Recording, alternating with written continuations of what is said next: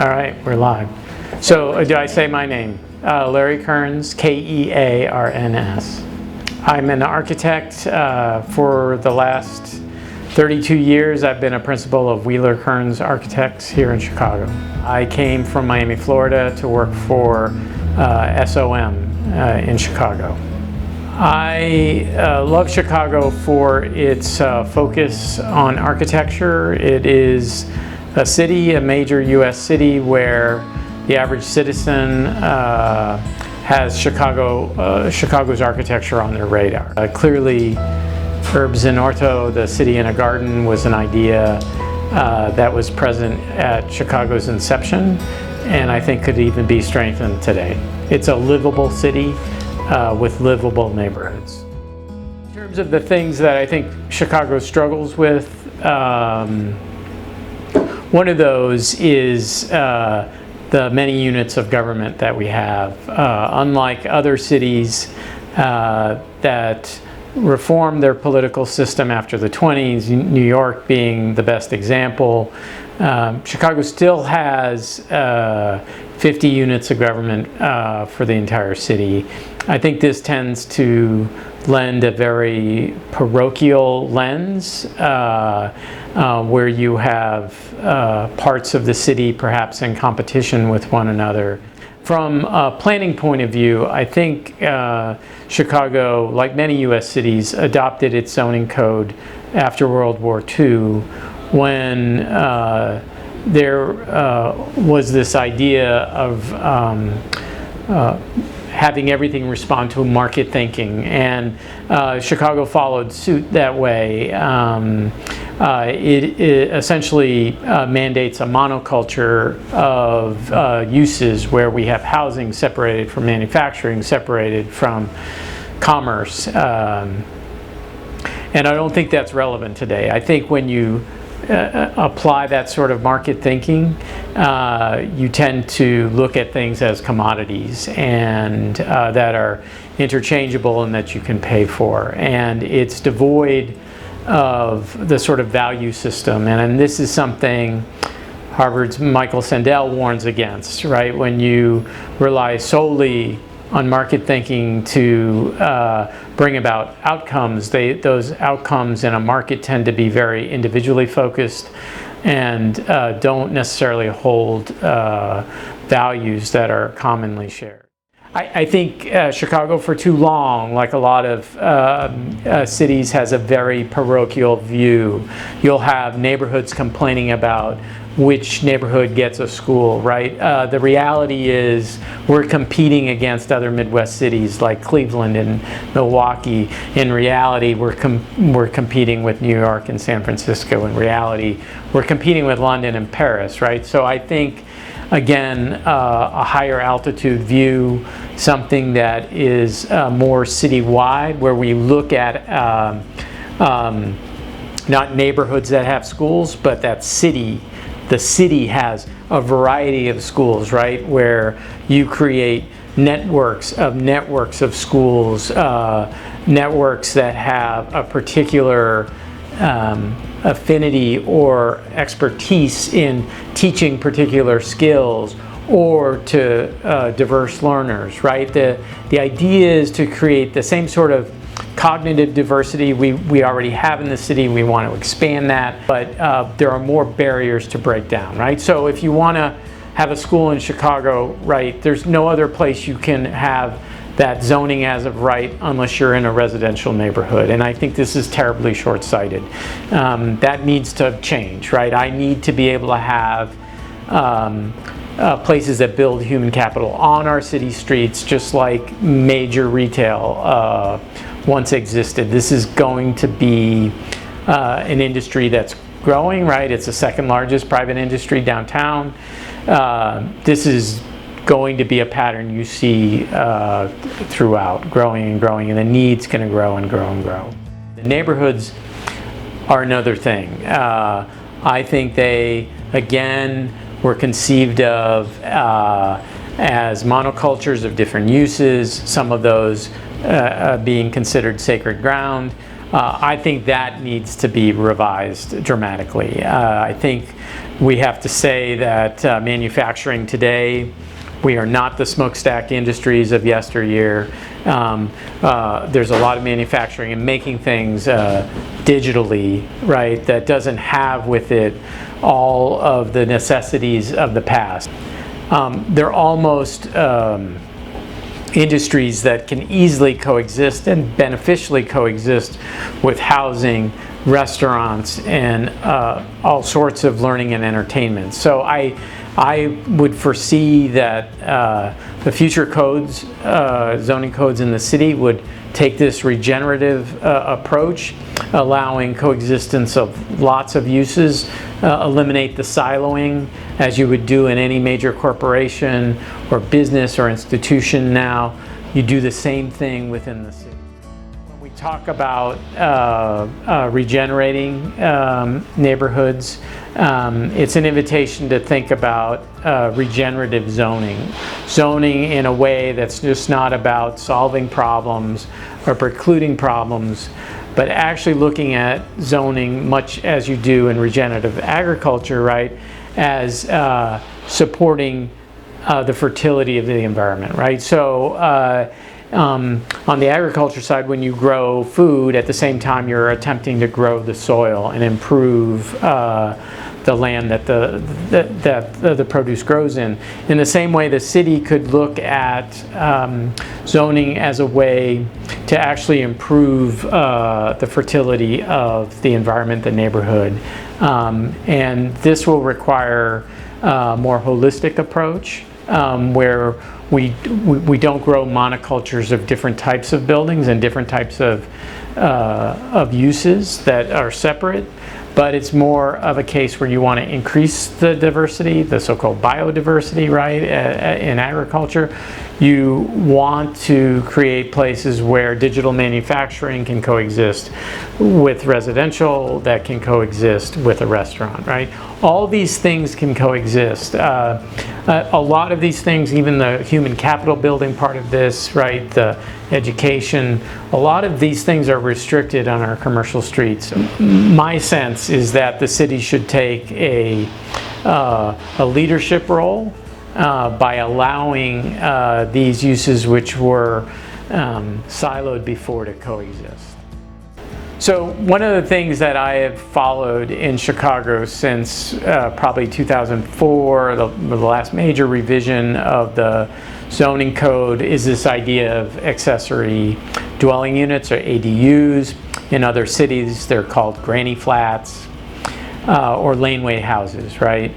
Chicago is well situated to take advantage of this because of our alley system that exists throughout the city. Families early on would build a wooden house at the front of a lot. That house then would get moved to the rear of the lot when the family could afford to build a brick house, right? Then an adult child perhaps, or another family member, would live in the rear dwelling. Built in that arrangement is economic diversity, right? You have people just starting out, people who are well established. Modern zoning codes preclude that, right? Again, it's the monoculture of different types of not only uses, but even mandating the size of these uses. So I am excited by the recent promotion of this and the idea that people are now talking about it. It's certainly, like in other cities, a solution for the housing shortage. It's certainly a response to affordable housing. If you're a college graduate needing to establish credit and you can't buy say a house in a neighborhood, I could buy an ADU, right? I could start building credit and equity. Later in life, as a senior, I might want to downsize, or I might want to augment my income and build, right? Or if I'm on a fixed income and I need to augment my income, I can build an ADU, right, to have rental income, additional rental income. So I think it fits in a lot of different situations. It's not just for one individual or another, right? So I think it increases the diversity of housing options, right? Has to be good for a city.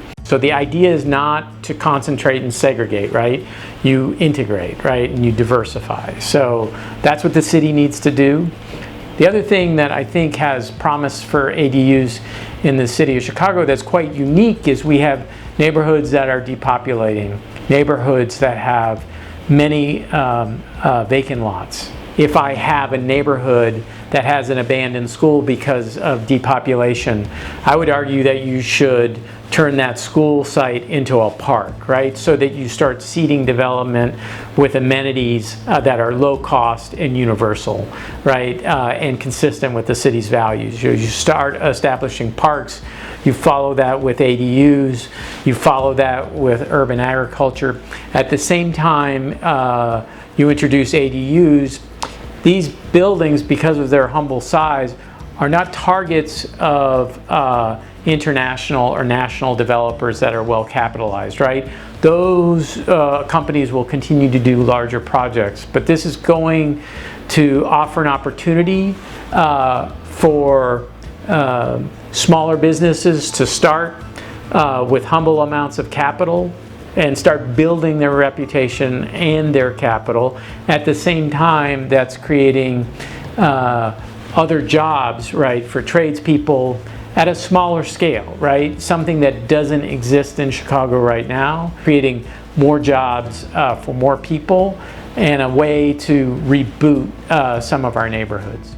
The other thing is that there seems to be a bright line right now in the zoning code between residential uses and everything else. And that's one of the things I think we should really question and actually completely revise, so that you have housing commingling with other types of entrepreneurs.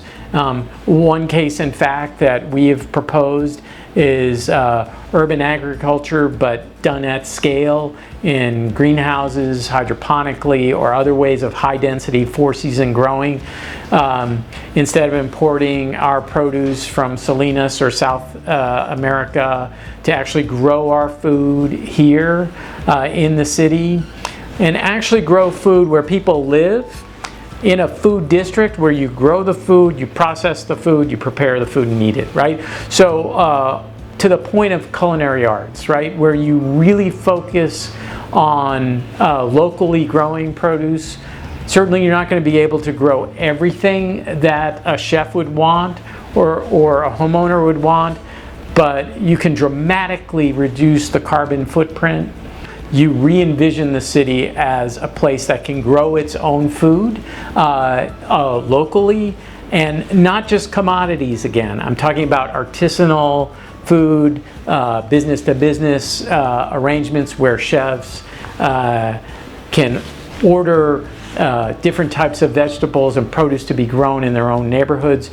New York's already doing this. It can happen in Chicago. Chicago can become a leader. But the important point is that you don't grow this type of economy separately from housing, right? You grow it together, right? So that the housing can actually coexist. And I mean abut it, right? So that you actually use the housing as thermal mass for somebody growing in a greenhouse, and who wouldn't want to open up their back door and see a greenhouse in the middle of winter, right? So I think there are new ways of conceiving how Chicago can live and grow and work together. So that's one of many examples of I think a huge benefit of commingling housing with other uses.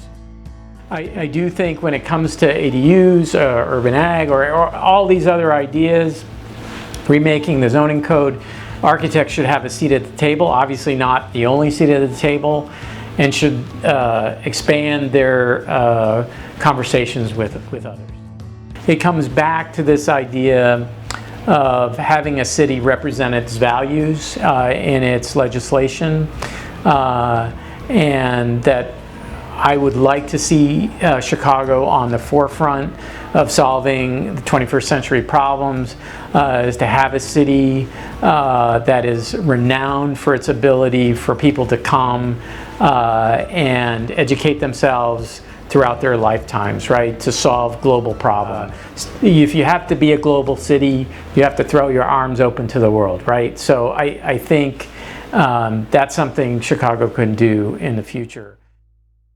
Throughout our 32 years as Wheeler Kearns Architects, we've always helped social entrepreneurs, right, and being co-collaborators or co-conspirators with people who want to build human capital, that want to improve the city, in some cases being a safety net or helping people to retrain, right? So that, I would say, motivation is first as a citizen, and I practice that through architecture and design. I do think that in terms of Chicago improving its own agility and the agility of its social entrepreneurs and business owners, that even the zoning code has to be able to take more risks. Instead of having our policymakers make policies for problems of the past generations, I would like our policymakers to stick their necks out, right? To be free to trial an idea, right? To pilot a program in a neighborhood. To not always fall back on, okay, we'll let New York do it, we'll let LA do it, see how it goes, and then we'll adopt it. I'd like Chicago, perhaps in that way, to take more risks, to be a leader, right? If you want to see that in your citizens, why not do that as a politician, right? And I think that what it means for the citizens is that failure has to be an option, right? Just as you're an entrepreneur and you want to iterate on something until it's perfected, right? You have to be able to do that as a city and to say, hey, we're going to try this, all right? Then we're going to ask people what they think about it, and we're going to make it better, right? But we're not going to do nothing. We're not going to just rely on existing laws and regulations, ideas that were great for past economies. We're going to actually start taking risks ourselves as a city.